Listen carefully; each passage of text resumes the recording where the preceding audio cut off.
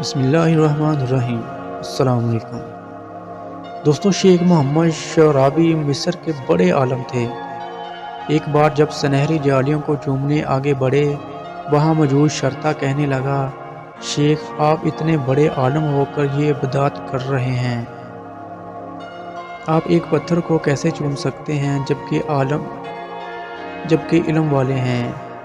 شیخ شعراوی نے فوراً کہا، تم نے بدعت سے بچا لیا، شکریہ تمہارا، مجھے اپنا سر چومنے دو کیونکہ تم نے مجھے بدعت سے بچا لیا ہے۔ شرطا متذبذب ہو گیا۔ شیخ نے زبردستی اس کے سر پہ موجود ٹوپی کو چوم لیا۔ پھر اچانک شیخ ہنسنے لگے۔ شرطا کہنے لگا، شیخ کیوں ہنستے ہو؟ فرمایا، اے مسکین، تم گمان کر رہے ہو میں نے تمہیں چوما ہے۔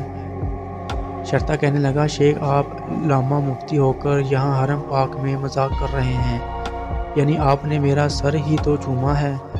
شیخ نے فرمایا کہ میں نے ٹوپی چومی، تمہیں نہیں چوما۔ شرطا کہنے لگا، ٹوپی تو میرے سر پر ہے نا؟ کیا یہ بابرکت جالیاں رسول کریم صلی اللہ علیہ وآلہ وسلم کی قبر مبارک کے اوپر نہیں ہیں؟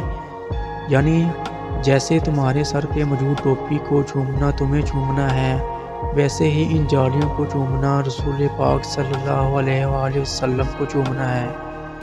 یہ سن کر شرطا بہت شرمندہ ہوا اور رونے لگا، پھر خود آگے بڑھ کر جالیوں کو چومنے لگا۔ اللہ اللہ!